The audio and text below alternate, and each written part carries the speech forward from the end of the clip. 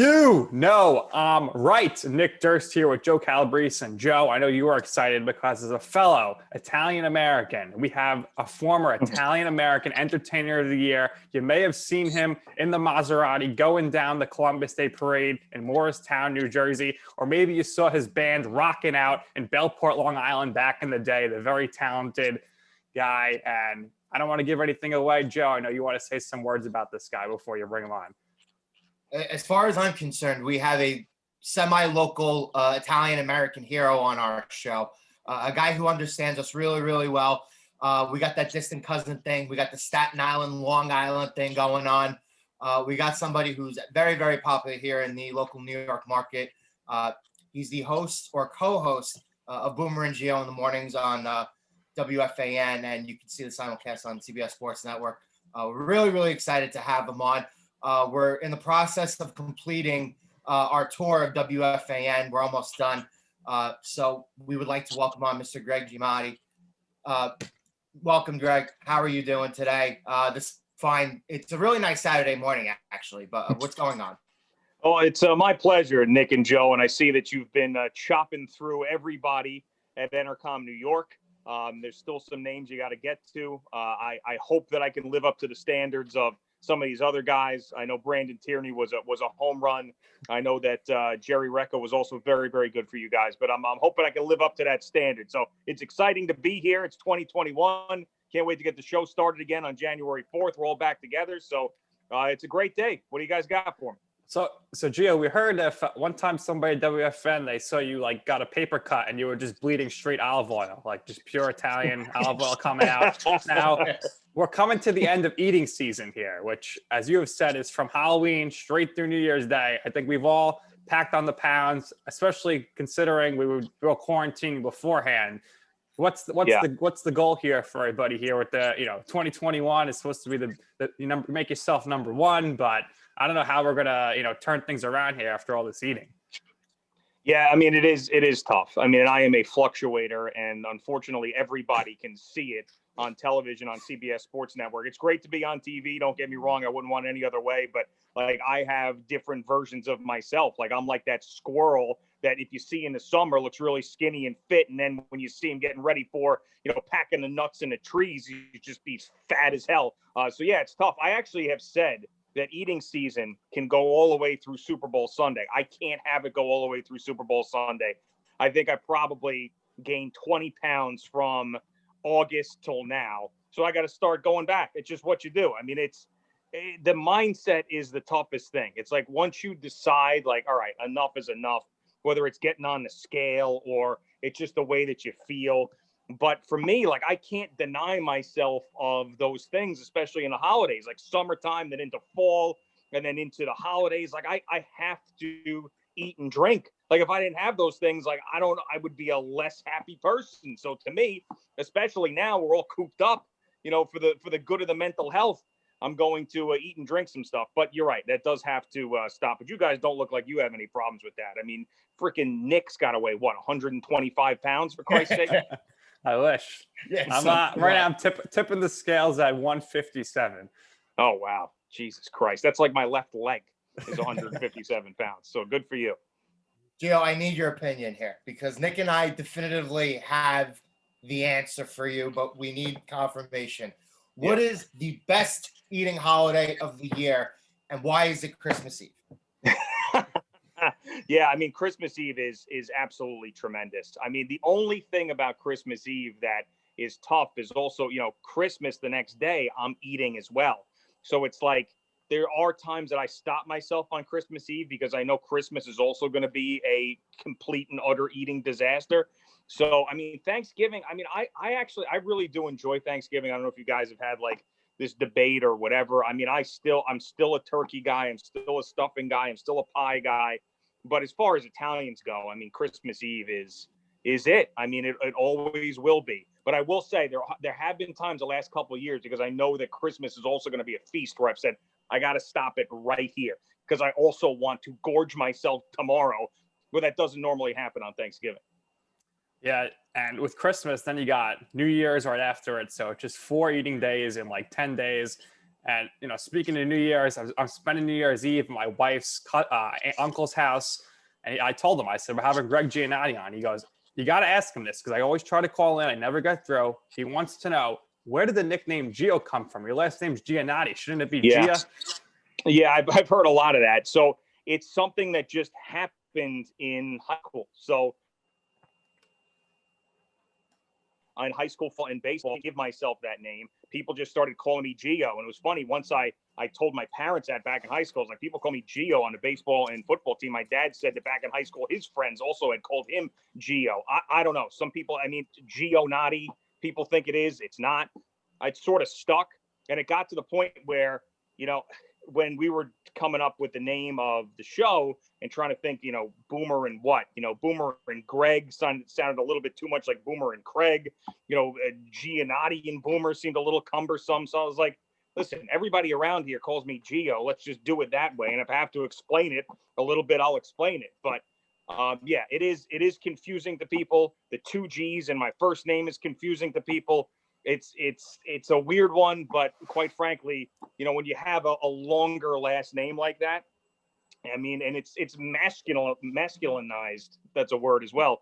G-I-O over G-I-O. If it was Boomer and Gia, you would expect some beautiful Italian woman to be sitting next to him. Instead, you got me. So I think that it works out pretty well. Yeah, I think it's one of the better nicknames at WFAN. Maybe even a Mount Rushmore. You got Moose. Of course, you got Mad Dog. So yeah, it works out. And speaking of Mount Rushmores here, you're no stranger to arguments within the building. So yeah, obviously had you and Carlin, you and Mike, BT and Mike in your time at WFAN. So at your time as an intern and then producing, and then when you come back later on and back in the building, what would you say are the Mount Rushmores of arguments you've seen? Well, the biggest one for sure was the end of Mike and the Mad Dog. And what was great about that was I was one of the few people to see it.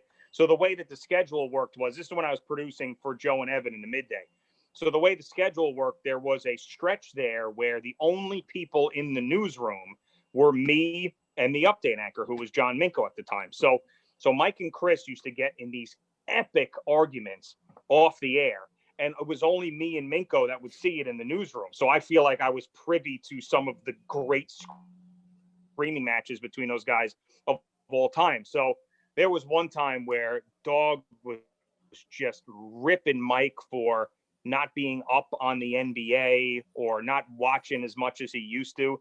And I remember he kept going out of the studio, then going back into the studio to scream, then going back out of the studio. And he would kick the door open every time that he would go back in.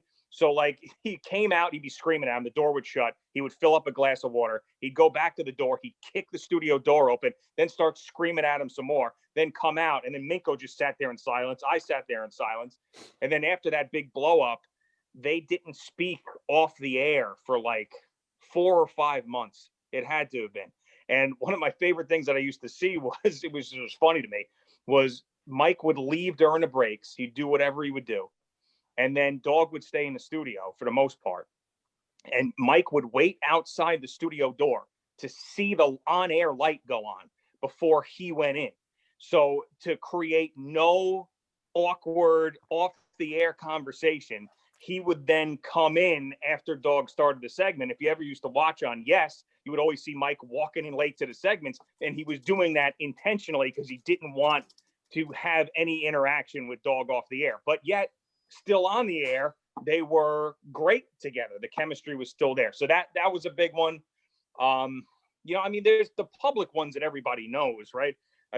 Craig and Mike, and then I have it behind me, actually, the New York Post cover of me and Mike. I've got that framed up there. I've got that. Those are the public ones. But the off the air stuff, people knew Mike and Chris, didn't like one another there at the end. But as far as the behind the scenes ones, there's not as many. Mike and Chernoff, there were a couple of really good ones there too, where he would scream it in and they'd go back and forth, and it was ugly. But generally it involves Mike. I got to be honest with you. I wish I could tell you there was something more behind the scenes, but most of these arguments would involve him, and it was really no surprise.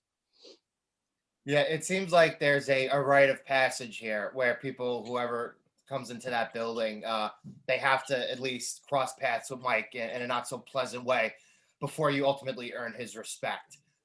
So Nick and I always ask this to the fan guys who come on. Were you more of a Mike guy or were you more of a Mad Dog guy? So before I got there, I was just a fan of the show, and I never really separated them because I just loved the show. So then I got there, and basically what happens when you get there is one of them would choose you, like you didn't have a choice. So, and we talked about this on our show not that long ago, where you would walk in the building, either Mike or Chris would choose you out in the newsroom to be one of their guys. And Dog just happened to choose me for whatever reason, liked me. We talked, we had a good relationship. And then whatever, if you were in that Mad Dog camp, then Mike didn't like you. And if you were in the Mike camp, then Dog would be weary of you. I mean, Dog wasn't as holding grudges or anything like that. But so when I was in the building, I was more of a Dog guy. Dog's also a guy like I've called for advice. I remember when I was out in Pittsburgh, I would call him. There was a couple of times during contract negotiations I would go over and talk to him and see what was available over there, whatever stuff like that.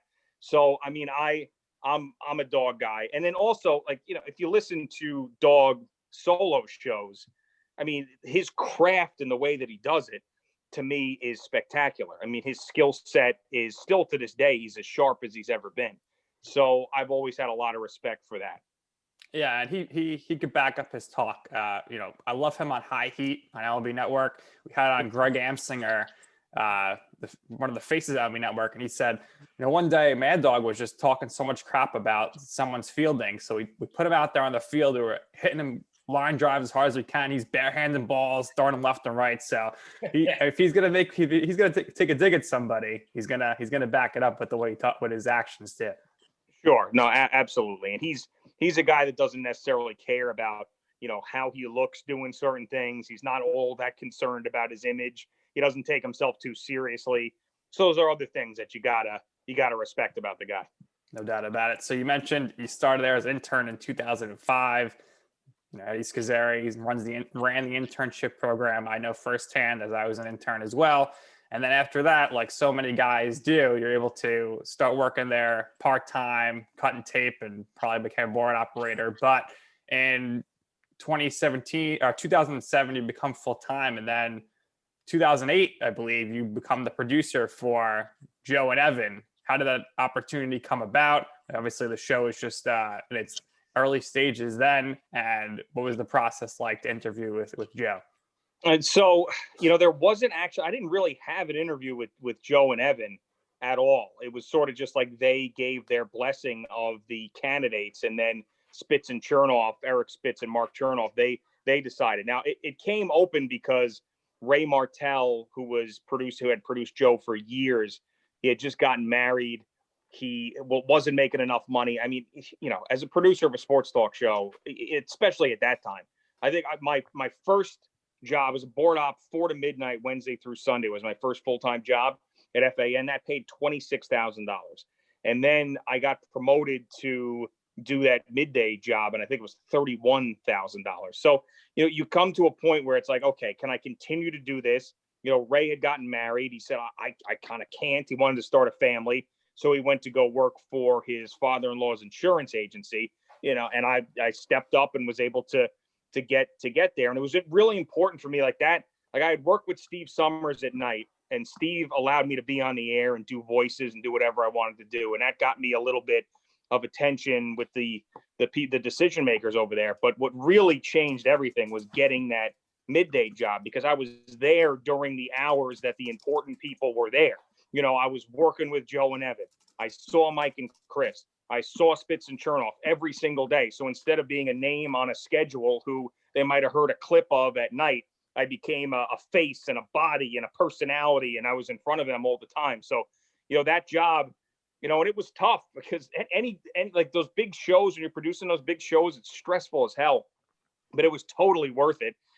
And it only ended up being like, I guess, 2 years. Yeah. So yeah. no, of course. So no, go ahead.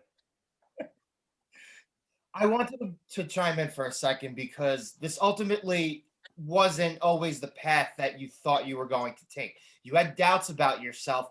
You wanted to be a music teacher. Ugh.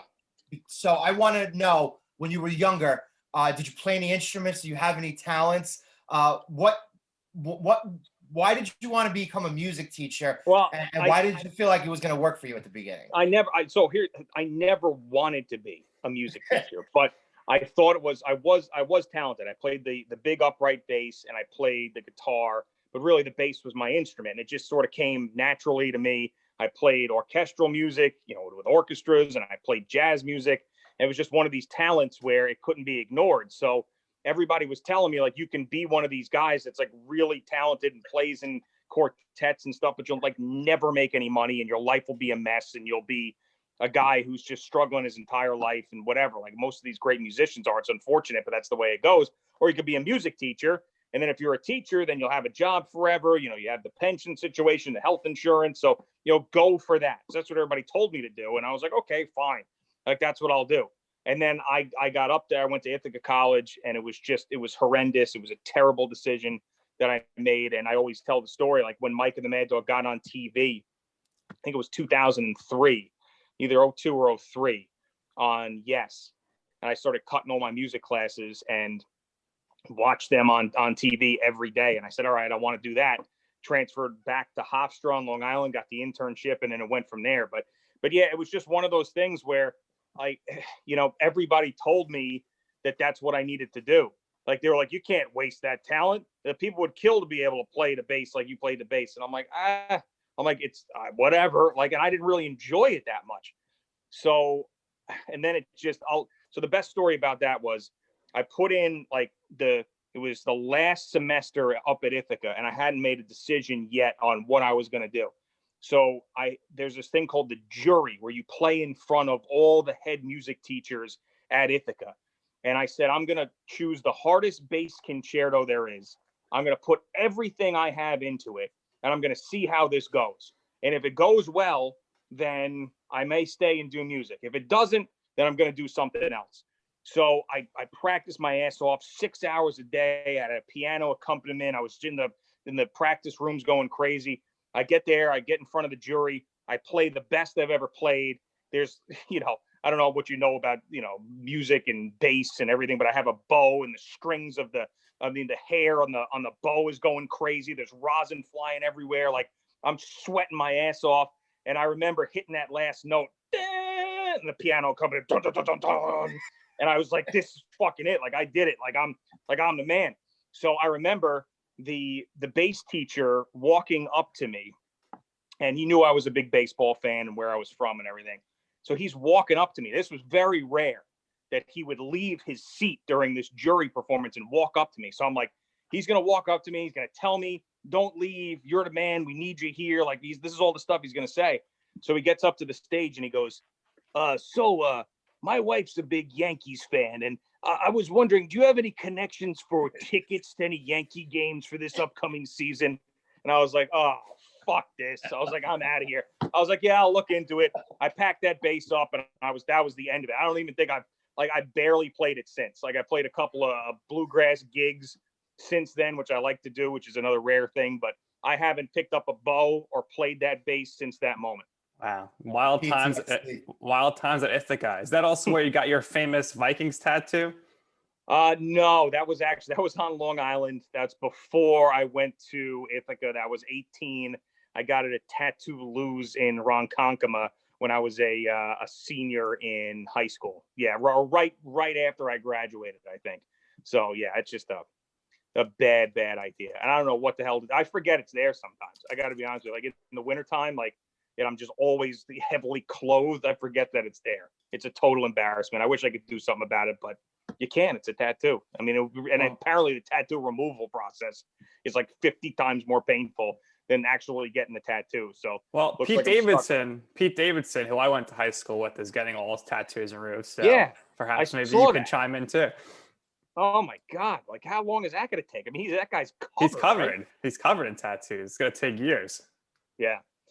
Brutal. Yeah, I don't know. I may turn it into something else. I know there's people like that can turn things into something that you want, but then again, if I do that, and that is a disaster. Like, I don't know. I'm just going to use it as like a teaching moment for my daughter and just be like, listen, your dad was a freaking idiot. Don't do something like this. Look what he's living with. You know, he's got this thing on his arm through his arm hair. It looks horrible. Half the people don't know what it is. Just live and learn, you know? Yeah, well, my uncle's got a bunch of tattoos. It's fine. He's had them removed. Oh, You're right, though. tattoos. I've got no problem with tattoos. The fact that I've got the Viking logo to scale on their jersey on my arm. Like, that's the problem that I have. And as much as I can't stand that franchise right now and what they've done to me emotionally, I don't want any part of it. I don't want to be associated with them. All you're missing is the predictive championship year that doesn't come to fruition. That makes it look even more dumb. But for now, I mean, the logo is fine. Yeah. And then there's like inevitably some sports blog will pick that up every single time. Like, oh, this guy got the Dallas Cowboys 2020, Super Bowl champ. It's like, shut up. I mean, it's enough of this already. Like, it's just like, it's some jackass somewhere who does this just to get attention, and then we're giving it to him. Like, enough of this. Yeah, no doubt about it. It's wild that people do that. Now, I want to get back to, you mentioned Steve Summers, who he was always really nice to me when I was an intern. He went out of his way to talk to me, which I thought was interesting. But I guess I want to know, and maybe you haven't seen him in a while because of your schedules, but is he still wearing his same black turtlenecks from 2005 now? I'm sure he is. I mean, I have not seen him. He has not been in the office since all of this happened as well. So, yeah, I haven't seen him since I think it was the Christmas party last year that we had. So like before we went to the Christmas party, we stopped at work and we were there for a little bit and Steve was on the air. Wow. That was the last time I saw him. But no, when did you intern there, Nick? Was I there when you interned? I interned when you were in Pittsburgh, 2012, 13. So just missed you barely. But Summers was great. One of the funniest things I remember at Summers, and I think this has happened a few times, is that obviously we know he takes many breaks to go outside, and he got stuck on the elevator. So they had to call up Richard Neer, who I guess now they call up anybody because all of you guys are home. But imagine Richard Neer getting the call to the bullpen in the middle of a Steve Summers show. I mean, that's just Summers stuck on an elevator is one of the images that always got stuck on my mind now because he was probably panicking. For sure. Yeah, no, of course he was. I mean, he probably smoked 15 cigarettes in that elevator and didn't give a crap about it. Yeah, I've heard that story. I mean, Richard Neer's always there to save the day, but you're right. Now any of us can do it, which is a little scary. I haven't gotten that call yet of like, hey, dial up. You got to do a show. But if I did, I'd probably have to answer the bell. Yeah, you at the home studio. And right now, I think the most likely person that they would just throw on is probably JJ. I mean, they're just home, so just say, "Hey, JJ, go on." He always seems like he's awake. Oh my God, yeah, like that's or he's like he's the type of guy that I imagine like sleeps upside down like a bat, for like an hour and a half a night, and then just wakes up and just goes again. Did you ever confirm with him what he was saying about Sanchez behind the box? Oh, Romine, yeah. So I think what it was, and we had confirmed it. He was saying, have you seen Romine behind there, Bob? Because the caller was named Bob. And it came out, have you seen Romine behind it, Bob? So you had no idea what the hell it was. But yeah, I think we finally got to the point. The caller's name was Bob. He said it so fast. It was Romine behind there, Bob. But yeah, we still bust his balls about that. It's been like 4 years later. He can't live that one down. Yeah, I mean, Joe and I are Staten Island guys, but I can't understand half the things he's saying sometimes. So it's tough. I'm not taking any shots here, but yeah, he's interesting. But he's one of the younger guys there. I want to ask you: is there pressure on you as a lot of the guys in the studio right now look at you as the leader, the early 2000s, mid 2000s guys, Moose, Sal, Mac, Mons, Tommy. They come to you. You're the leader. Obviously, we had Mac and Tommy did a great show on the 30th, and they were referencing you a lot. Moose, he calls you up a lot. But any pressure on you as kind of like the leader of that young brigade there, the Young Justice Society? Yeah, that's an interesting question. I mean, I wouldn't say that I'm the leader of it. I mean, I do think that, people, when they're put in particular situations where they're not sure what to do in their careers, they call up lots of people. And I happen to be one of those people. And I think the reasons why are, one, I've had some success. Two, I've had a lot of experiences in a short amount of time. And also, like, I'm willing to listen and willing to talk, where a lot of people, maybe aren't in this business when they get to a certain level. And like, there was a lot of people that I talked to, going through the stuff that I did. It was invaluable information and conversations that I had. So I try to do that for anybody who wants it. But there's also, there's a lot of people that don't want any advice. There's a lot of people that don't want to think that they, like, for whatever reason, pride or something else, like, oh, you have to go to somebody and they'll tell you what to do. And I absolutely never in any of those conversations tell people what to do. Like, I'll give them my perspective. This is how I handled it. This is what I see. This is how I handle it. But you got to do what you want to do. So I do feel sometimes when, like, the pressure question, I do feel sometimes that if someone is taking me word for word and they're going to follow everything I say to help their career, there could be some pressure. But I always make sure to tell people, don't do that. Like I'll give you my perspective on it, and I'll talk and answer any question you want. But like, a lot of this stuff is up to you. You have to make these decisions. It's sort of like, it's like fantasy football. Like, you get all the information there. Like you can't just take someone else's plays in fantasy football. You get all the information. When it comes down to it, you got to have a gut feeling about what you believe is the right play. Because if you just plugging in someone else's lineup into DraftKings or something, that's never going to work. No doubt about it, even though we see a ton of these fantasy experts and whatnot. Now, I wanted to ask you, you mentioned about people helping each other out and keeping it tight knit. Joe Benigno helps you out hugely, takes you to lunch, introduces you to his agent, now your agent, yeah. Mark. What was that like? And, sure, I guess not too long after that, you end up heading to Sports Radio 93.7, The Fan in Pittsburgh. But what was that timeline like for you? Yeah, Joe, it was amazing. And now I think that agent, Mark Lepselter, who's still my agent now, he probably, no matter what I said, looked like, did that day, was going to do Joe a favor, and he was going to sign me anyway. And he's never told me this, but I'm sure deep down he thought, like, what the fuck is going on with this kid? Like, why in the hell would Joe Benigno bring me this producer who does like a Joe Benigno impersonation? Like, big deal. Like what? Like, but he just did it. And then it took off from there. And I remember, like, he negotiated my contract in Pittsburgh to do nights from 6 to 10, like he was negotiating a $3 million contract for somebody on the NFL today. And that was like, I think he negotiated up from like $47,000 to $50,000 to do that show in Pittsburgh.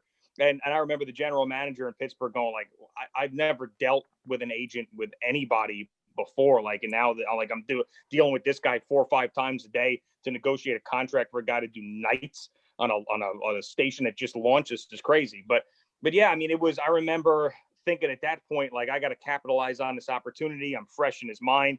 I remember he brought me over to ESPN Radio shortly after that. And, first, I hosted my first show.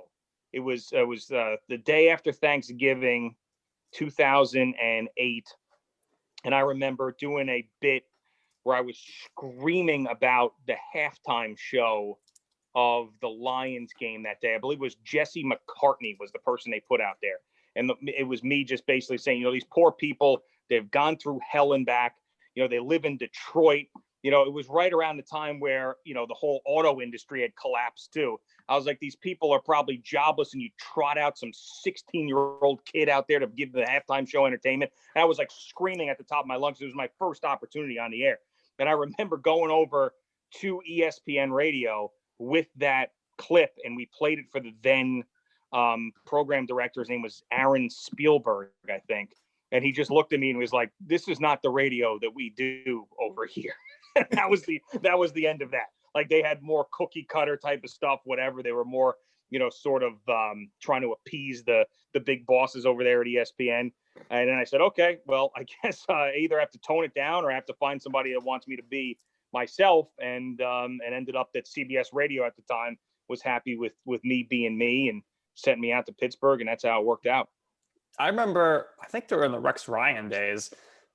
I don't know if you were filling in the midday or something, but I'm tuning in here, and you were making believe you were Joe. You were just going crazy, and you're like, "Oh, it's not Joe, by the way." And then that was one of the best opens I ever heard. You just make everyone thought it was Joe, because nobody at that time, there was no like announcement who's hosting and whatnot. Yeah, no, I do remember that. I did. I think actually Dove Kramer, who has been the longtime board operator there, told me to do that.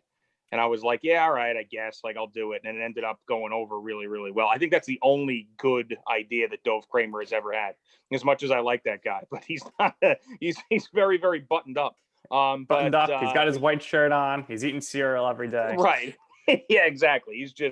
He's a quality control guy. He's not an entertainment guy. But yeah, so that was great at that point. But I remember, like, back then, I wanted to be more than just the guy who did the voices, so I had to prove to people that I could also host a talk show. I could also be funny in other ways. And that was sort of just part of who I was doing the voices. So I remember a lot of that time was like, yeah, I'll do it to make people laugh. But I kind of, this isn't going to last. Like I think about that guy who does that Joey Molinaro, who's so good at those impressions that he does. Who works for Barstool now. Like, I just saw another one where he was Nick Saban. I was like, wow, I mean, the guy's so talented. But like, it gets to a point though where it's like, if you're just that guy, like, there's only so much of a ceiling. Like, Frank Caliendo got his like own show on TBS.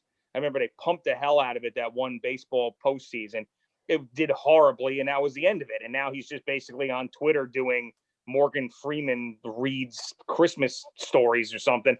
So like, at some point, like, the impressionist has to have another arsenal, or you're just going to be a hired clown, Right. Yeah. So you're in Pittsburgh. After 6 months, you become the morning show host, one of the hosts. You guys become number one. You're also doing silent reporting and pregame and postgame for University of Pittsburgh football during 2012 and 2013. Thinking back now, obviously you didn't want to be in Pittsburgh. You wanted to always come back to New York. But what was your time like there? Oh, it was awesome. That was a great 5 years. I never thought that I would enjoy it as much as I did. Of course, I was desperate to come home, but the way I looked at that, it was sort of like going to college, like the college that I didn't get in real college because I was too worried about, being a music teacher, for Christ's sakes. So like, I learned everything. I mean, I was thrown in all sorts of situations there that I never thought I'd be thrown in, working with guys I didn't necessarily like. Dealing with big controversies when a guy I worked with was involved in a DUI hit and run, working for a team, just all the things that come with being the flagship station for a particular organization and them sort of breathing down your neck and how to deal with it. There was just so many things. When I first got there, we had no commercials. Nobody was calling in, no guests. We were just a startup. We were just had flipped from music to sports. And I remember, like starting at 6 o'clock after the update, I'd go from like 6:01 to 6:19 to 6:21 to 6:39 to 6:41 to 6:58 every hour. So I was like off like, a total of 6 minutes an hour, and was talking to myself that entire time with no sports going on. We launched in February of 2010. It was 2 weeks after the Super Bowl. The NHL was on an Olympic break. There was nothing going on. And that taught you to be a better talk show host. So I mean, I ended up tearing up my last day there. It was only 5 years, but like, it meant so much to me. And some of my best friends are still out there. The guy who does the afternoon show now on 93.7 The Fan's one of my best friends. So that I met my wife out there. So I mean, that was 5 years. I mean, there was a point where I was like, listen, if it doesn't work out for me, could I live here the rest of my life? Like, yeah, I could. I mean, I would always feel like I didn't fulfill everything I wanted to fulfill, but I could do this here forever. I mean, it's a very livable city. Your dollar goes a long way in Pittsburgh. Like, it crossed my mind at one point. That's how much I liked it out there. Yeah, obviously it helped you with your career, but you met your wife, so huge success, no doubt about it. Now, they're going to launch CBS Sports Radio nationally. Does Olivero, does Spitz, do they call you up and they say, hey, we want you to audition for this? Or is it something where they're like, we're thinking of doing this, we're going to bring in Brian Jones, we think he'd be a good fit? How did that opportunity come about? So All right, so just a little bit on the details. So CBS Sports Radio launched when I was still in Pittsburgh, still hosting full time. And they had, like, I was doing a weekend show when it launched. Like, I was one of the first people doing a weekend show. So I was not a part of the original lineup. And I think it was 2 full years that they had their original morning show there, which was Brandon Tierney, Tiki Barber, and Dana Jacobson. And it was just a disaster. Like, they didn't get along. Like, obviously Tiki and Tierney had gotten along, but the Dana Brandon relationship wasn't good. So, and it just wasn't what they wanted. So I was doing the weekend show. They liked the weekend show, but I was also doing really well in Pittsburgh. And I was, at that point, I was like, I have to capitalize on my success here. And I want to leave now. Like, much as I enjoyed Pittsburgh, I was like, I got to go now. And my big point was that it wasn't so much wanting to work for CBS Sports Radio. It was getting back in the building. So just like I talked about earlier with Joe and Evan, that producer job, being in front of everybody, I wanted to be in front of everybody again. Like, I didn't want to have like phone call conversations with people and emails. Like, I wanted to be there. So I pushed and pushed and pushed. And they said, listen, we want to make a new morning show. It needs to be more entertaining. And Brian Jones is really entertaining. And we think that you're doing a great job in Pittsburgh. So let's try to put this together. So they called, and I remember flying back there, doing a show with him at night. And they were like, hey, we feel good about this. Let's get it done. So that's how that happened. So that was, I think 2 years after the network had launched, I ended up getting there. Yeah, Brian Jones is very funny. I loved when you guys had him on WFAN. Now, I thought I heard, I don't know if this is when you went to Pittsburgh, when you took the CBS radio gig, but was it true that Mike Francesa told you you're making a huge mistake? Yeah. So both, actually, it's funny, both Mike and Craig Carton both thought it was a horrendous idea.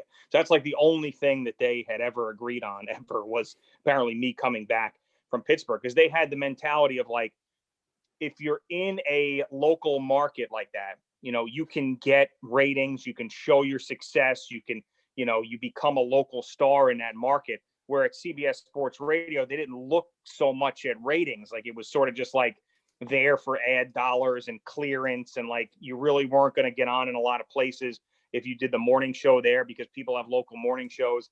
And I explained to them, I was like, it's really not about that, about clearance. It's about being back in the building for me.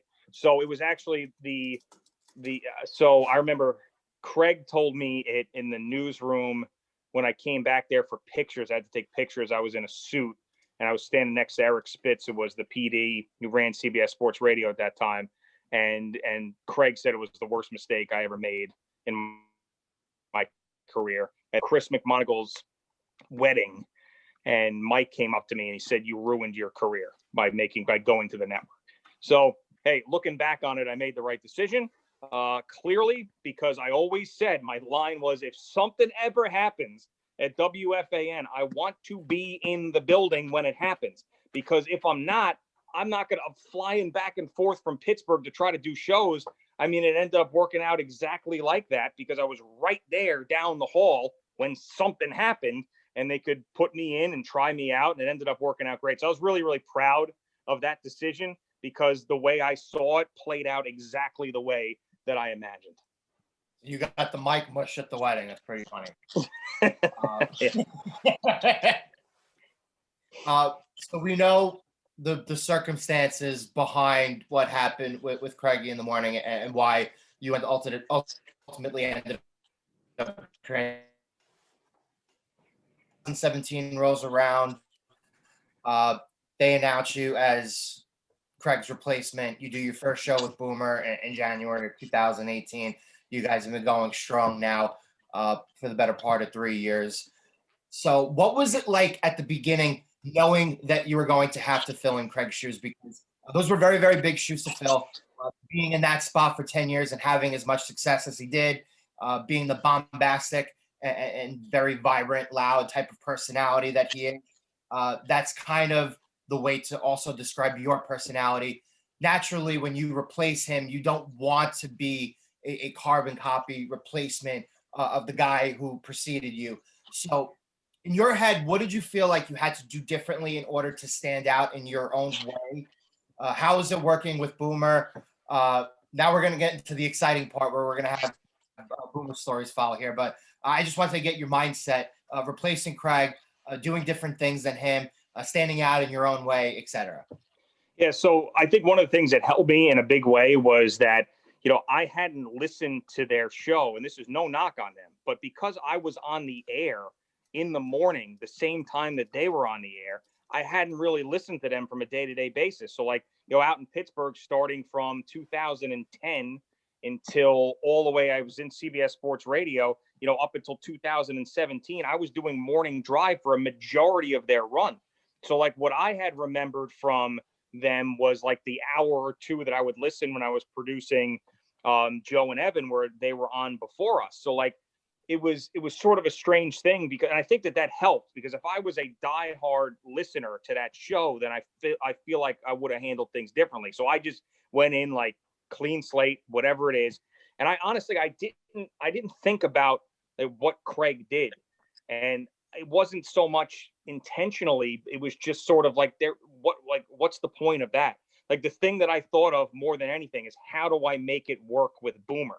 Not try to be more like Craig or less like Craig. Or that never entered my mind. What entered my mind was, how can I make this work with Boomer? And the biggest challenge was, because Boomer had those several months, whatever that was, I guess September through when we started that January, he was running the show.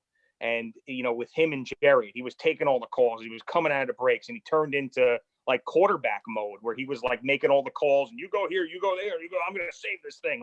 That was his mode. So when I came in, he was still doing that a lot. And it wasn't a partnership. It was more I was riding sidecar in the beginning. And I knew all right, this can't work this way, but I also can't be too this is my thing and I need to be a partner in this. So I had to slowly work my way through every day, trying to get just a little bit more of a 50-50 partnership without, making him worried that I was going to blow the thing up. So that was the toughest thing. There's a lot of people in this business that have type A personalities and, are super overconfident. I'm not one of those guys. I feel like I have a lot of self-awareness, and I'm never the person who is overly confident. So there's many guys that they could have put in that chair that I believe it would have blown up in a couple of months, because they would have said, this is my shot, I'm doing this, I don't care, blah, blah, blah. But I said, okay, listen, we've got a great foundation here. And all these people have worked on this number one show for a very long time.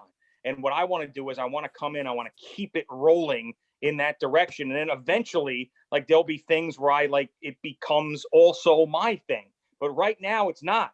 I had to recognize, right now it's their thing, and I'm becoming a part of it. So that's why I really wanted to make more of an emphasis on, getting Jerry and Al and Eddie and all that more involved, to be sort of familiar with the listener, and also, doing it in a way where Boomer also felt comfortable. So I think that the worst possible advice when you're replacing someone who had as much success as Craig is to think about what they did. Because if you're doing that, you're overthinking it. He wasn't there. I was the one who had to figure it out. So yeah, it was tough for sure. And that's another thing that I am proud of is recognizing that situation and saying, all right, if you go balls to the wall in this spot, it's not going to work. You got to lay back. Now, luckily, I was afforded more time than what happened in the afternoons. The afternoons there, they didn't Mike came back. It was a mess. So I felt like I had time. I felt like they trusted me, and I was able to build over 6 months, over a year, to get it to where I wanted to get it. And now it's exactly where I always imagined it. But it takes time, especially with a big, Boomer is a large personality. You know what I'm saying? And he's also a large dude. Yeah, right. When you sit next to him, it's a big deal. So it was very, very difficult, but very much worth it. And then Boomer also is a guy that he's everything that you see of him is what he is. He's just that great of a guy, that supportive, always had your back, all of those things. So that also made me feel comfortable that I had time to kind of weave my way through this and build the thing block by block. Yeah, I think Boomer is great. I used to always appreciate him and Craig getting me breakfast at 6 o'clock in the morning. And one time Boomer was busting my chops because I was cutting open a bagel with a knife. And he's like, no, you got to use this fancy bagel cutter thing they had in Al's office. So that was, but you're joining the show. So you guys don't really have many guests, which is a little different from the CBS Sports Radio aspect. And that's really because Al Dukes is a mastermind when it comes to ratings here. But if you guys wanted to get Jose Canseco on the show, who would book him? Would it be you or would it be Al? I mean, it would be Al, I would think. I think it would be Al. So the Jose Canseco story, do you know that story? But when I tried to get him, is that why you're bringing this That's up? why I bring it up, because Al Hughes was born from Jose Canseco. Yeah, right. But then I had a Jose Canseco story right before that. So I thought I was going to get him like right before they did, and we were going to be the first person to book him. And what I had was, so this is when I'm producing Joe and Evan. He was going to do a celebrity boxing match. So I got in contact with a guy who ran celebrity boxing, and he told me that he would get me Canseco before anybody else interviewed him. Like right after that, the book, and no one had talked to him.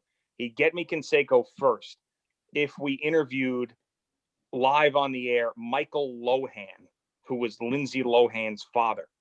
So like, I was like, oh shit. I was like, I can't put Michael Lohan on WFAN. So I was like, all right, this is what we're going to do. We're going to tape it. We're going to pretend that it's live. We're going to hold it. And if we get Canseco, then we'll play it somewhere. It'll be worth it. So that like somewhere in the long lost WFAN archives is a Joe and Evan interview with Michael Lohan, where Joe is like, so tell me about this Lindsay. Like, did you see like her like falling off the deep end, or what was it? Like, what'd you think of Mean Girls? I mean, you okay with the cleavage? Like, so I mean, it was insane. And then Canseco he ended up never coming on. Boomer and Carton ended up getting him. He hung up. That made me even more angry because I was like, shit, if we would have gotten him, we would have gotten more out of him. So just crazy times. Yeah, I think that's hysterical. And we brought this up to Evan when we had him on, but I think the funniest Joe and Evan moment has to be "Call Me Kate," Caitlyn Jenner revealed to the world. One of the best. I mean, when you heard that, thanks to, I guess, Back After This or Funhouse, how were you just busted in chops? And also, speaking of like Funhouse and just Twitter, how much, easier is it for you guys to catch up on any other musings around the radio world so you can make fun of it the next morning? Yeah, I mean, that's one great thing about Twitter for sure. I mean, that listening though to that Joe Beningo moment. I mean, of course, I still, it's one of those things that it doesn't get less funny every time that you hear it, because it's also, there's layers to why that's funny, right? Because the other thing is like Joe would just like, that was Joe, that was pure Joe. Like he'd say, oh yeah, she's pretty good. Look at her, like whatever, like the Telemundo anchor would be on. Oh, look at this one over here. So it was just sort of like perfect how that worked out. But yeah, I mean, Twitter is an interesting place. It's not my favorite place to exist. But for sure, when it comes to like news and audio and things like that, it's obviously a hell of a lot easier to accumulate that stuff, in 2020, 2021 than it was back when, I was sitting there, scouring the internet and cutting tape and all that stuff that I did, in the early 2000s. So it is a great resource. Yeah. One great thing that we saw on Twitter, April 26th, 2018, you're riding the subway with Al. People are dancing around him, and there was nothing he could do about it. The perfect song. Yeah, part one, part two. I don't know how we didn't hear you laughing hysterically during that. Oh, yeah, because I didn't want one of them to kick me in the face, I think was the thing. I mean, so we were going to do a draft show at the NFL Experience near Times Square, which no longer exists. I don't think Times Square no longer exists either, quite frankly, these days. But so anyway, yeah, so it was one of those moments that just had to happen. Like it was serendipity. It just had to have, like Al and I had to get on that particular subway car with those guys dancing to make him uncomfortable. And I remember, I think the reason why I wasn't laughing too, I was like so focused on getting a good video because I knew how great it would be for the show and how many people would love it. So I was just, I was locked in, but it never ended. I mean, what those guys were doing, hanging from the ceiling and just getting so close to them and everything, that was absolutely fantastic. So I got two questions for you. Yeah. Number one, how many times have you ordered pizza or ordered food to the studio using Joe's voice and then tried to Bravo Pizza. I mean, tell him Joe B sent you. Yeah. Yeah, I actually have not done that. But one thing I have done is I carried on a full conversation with Joe's wife as Joe in the newsroom. So that was my crowning achievement in life I picked up the newsroom phone. It was Terry. She was asking for Joe. I said, all right, let me go get him. And I just picked up the phone. I said, let me see how long I can do this. So I was like, yeah, it's like, Terry, all the love. And she's talking to me about dinner and what to get at the grocery store. I was like, you know, I don't like that. She's like, oh yeah, of course you love that. I don't like it anymore. So we were having this conversation on the phone. And I mean, it was probably 5 minutes that I did it. And the phone actually really helps, like, especially like, like the landline phone, when you're on, that masks the voice just enough to really make it sound like the other person. So never ordered any food as Joe Benigno or anybody else, but did talk to his wife for 6 minutes as him.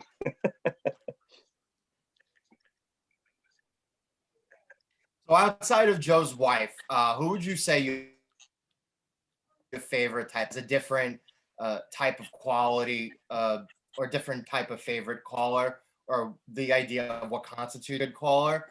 Some people like to be intellectually challenged. Some people like the jokes, or like the guys or the girls who are trying to call in and be a part of the program. So who are your favorite type of callers, and what type of callers do you think makes the show easier for you? It's hard to see if I could nail it down. I'm trying to think of a good example, but generally there isn't like a great one person example with this person, but somebody who is an everyday listener, understands the jokes, understands you, and then can call up and just give you one line of something that can crack us up, and that's someone who's like, you can tell it listens all the time, like could reference something with Al and Bradley Beach or Jerry being negative or whatever, and just calls up, gives you the one line, they're a listener, it adds to the conversation, and then they're gone. So like that's a rare one, because generally callers are, I mean, they're tough. I mean, they really are, and there's a big difference between a listener and a caller. The listener is always there. It's loyal. Sometimes the listener never reaches out, but the caller is someone who, wants to be on the air, has got nothing to do, and there's a lot of like just really bad phone calls. And especially since Al hasn't been at the studio screening the calls and Eddie's got a million things to do, he can't be as attentive with the calls. So it's been a little bit tough, but I wish I could give you a better example of what I'm talking about, but it's when I reach over, bang, the guy goes on the air. He gives you a good one or two lines where you know exactly where he's coming from. It makes us all laugh, and then he's gone. That's the best caller in the world.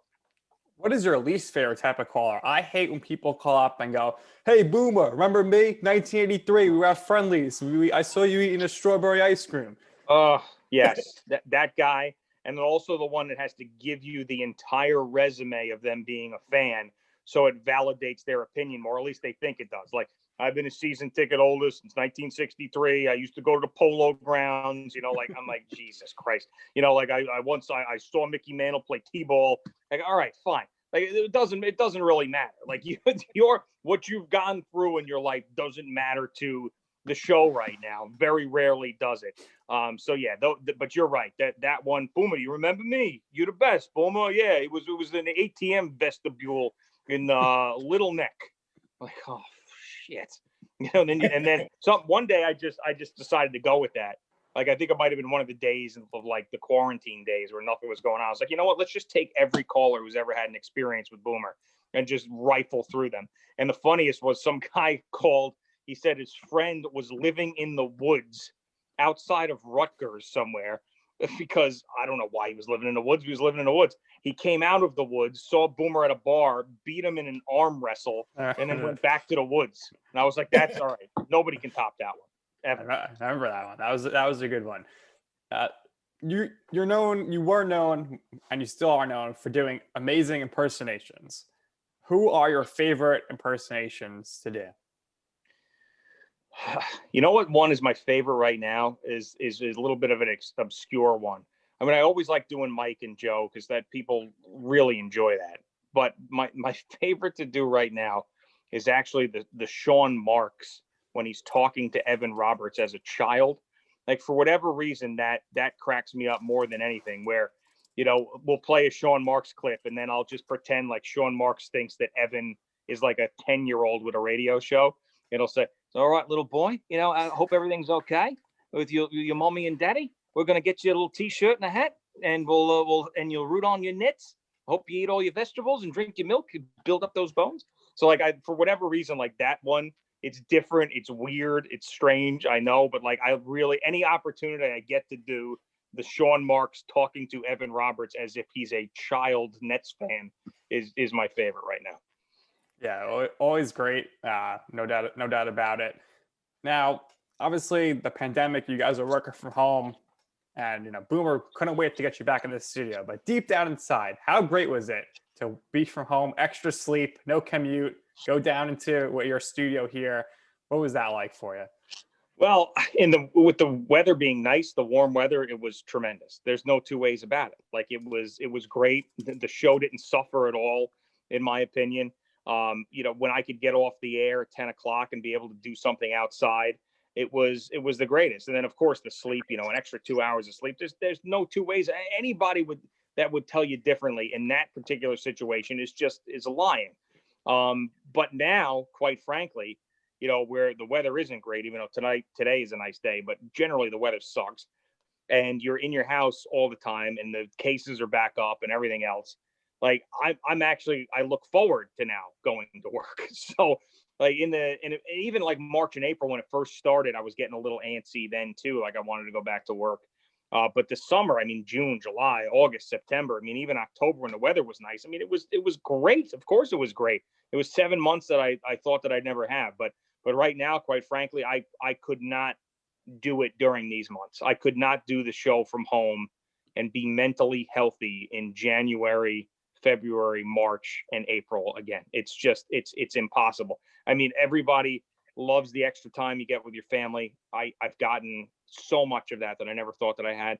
But just you need to, especially, I mean, I'm not 65, I'm 38. So I still have like some energy and be able to do some stuff. So you get up, have something to do, have some purpose, go into work is like a life changer during these months.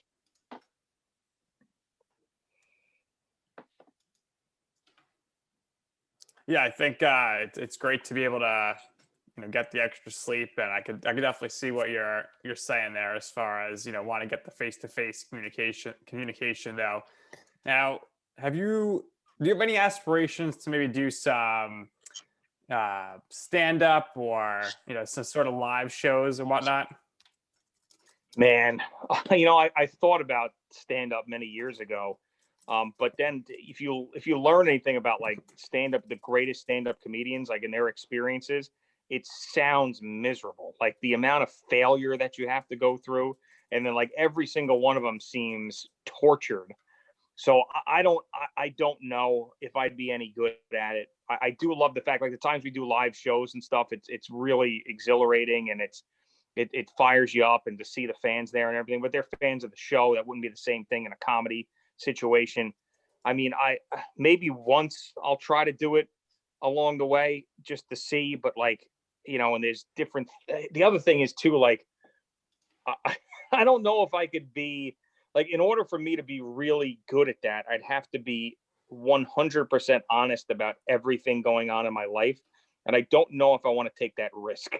You know what I'm saying? Like I don't know if I don't want to like tear down every thought that's in my head doesn't have to be out of my head. And I think in order for me to be great at that, I would have to empty out my head.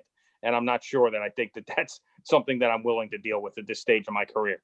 The next Francesca Con that can get you out there. I think that's the perfect audience for you. Yeah, that was. I went to one of those actually. I was supposed to go up there and do. This is before Mike hated my guts completely. I was supposed to, they asked me to come and do like a Mike and Chris back and forth thing, but then Mike showed up earlier than expected. So my thing got pushed back. And I was like, oh God, I was like, I came here for freaking nothing. Like I took the train in, I stood around, like shook a couple of greasy hands and then, and then left. I was like, what a waste of a day. Heard that it snowed, I think, or did it snowed, I think, one of the previous days. That was the one I went to. He came in. There was a lot of screw Michael K chants. We'll keep it PG.